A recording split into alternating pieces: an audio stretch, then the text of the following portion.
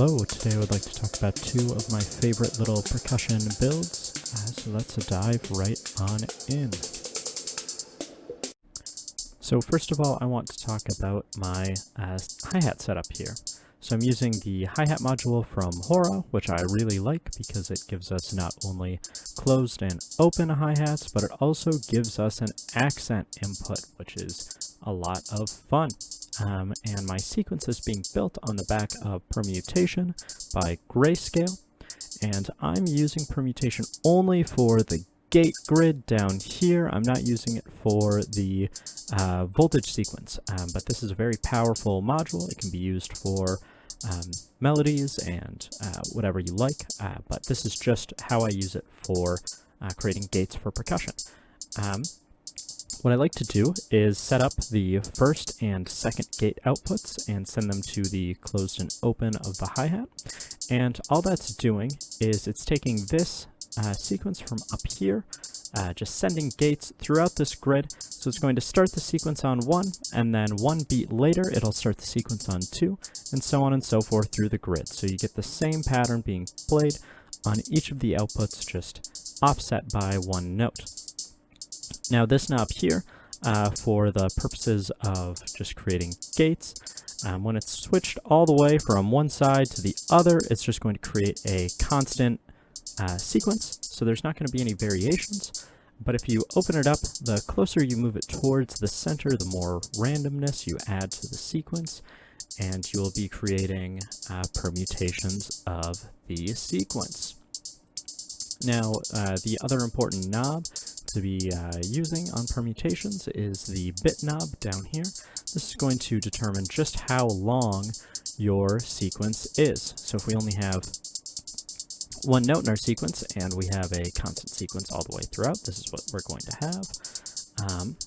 And we're just going to open that up a little bit just to give it a little bit of variations.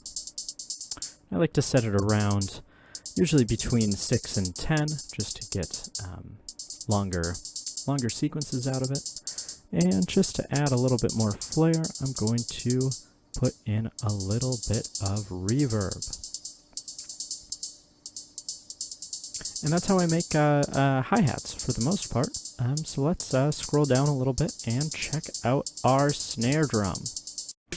So here is our snare drummer. I'm using all modules from Audible Instruments to generate our random sequences. We're using the random sampler, or marbles as it's known in hardware. We're using 3 instances of the macro oscillator, all set to snare drums. And I'm using the Audible Instruments mixer. I usually use other mixers, but just for aesthetic congruency, I decided to go with this one. The important thing to know about this is that when it's initialized, you won't hear anything because it's in attenuverter mode, but if you switch them all to attenuator mode, you'll be able to hear it without turning up the volume, but I always turn them up anyway to get a little bit more body out of it. So let's talk about what's going on in this patch here. So I'm going to be focusing on the left side of marbles here. We're going to be using the yellow setting on our T value here.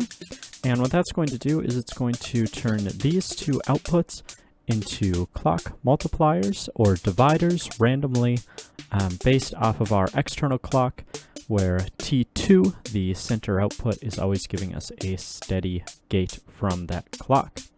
I'm also using the bias knob here to give T3 a little bit more bias as far as the clock multipliers go. You can hear that that is the busiest of the 3 outputs. If I want to take a little bit of complexity out of the patch, I can either turn the bias knob closer to the center, or I can remove T3 altogether. I turn up the jitter knob, following Omri Cohen's advice to turn it up to add a little bit of humanization to the snare drumming, but you can also turn it up all the way to get more chaotic, odd-sounding things. But sticking it around the, what would that be, around 11 o'clock, gives you just a little bit of humanity to your drummer, which is always appreciated. If you want more out of this, you can also play with the rate knob when it's when you're taking an external clock. This is just going to be multiplying and dividing our clock, as well as this button right here will be doing the same thing. But I like to keep it in the middle at the yellow, and of course you can also control your clock via our clock module here. So of course I'm sending our gates to our triggers on all of our snare drums. And just to add a little bit more variation, I'm using the X side here just to send it to the volts per octave of the snare drum to add a little bit more variation. If I remove these, you'll be able to hear that it's just a consistent timbre all the way throughout. I just find that I like the sound of having my volts per octave occupied by these X outputs on marbles. So this is my snare drummer. I use it in a lot of my patches as well as my hi-hat up here. Let's just add a little bit of reverb to our snare drummer as well. I like that about there, and we'll hear them both together one last time. So these are just two examples of things that you can do with these sets of modules here. I use these little percussion builds in a lot of my patches. They're very versatile. You can obviously add a lot on. There's a lot of potential for modulation. There's a lot of potential for adding more color to the sound. I hope that you like this, and like, comment, and subscribe for me. It would really help out. And thank you, and I'll see you next time.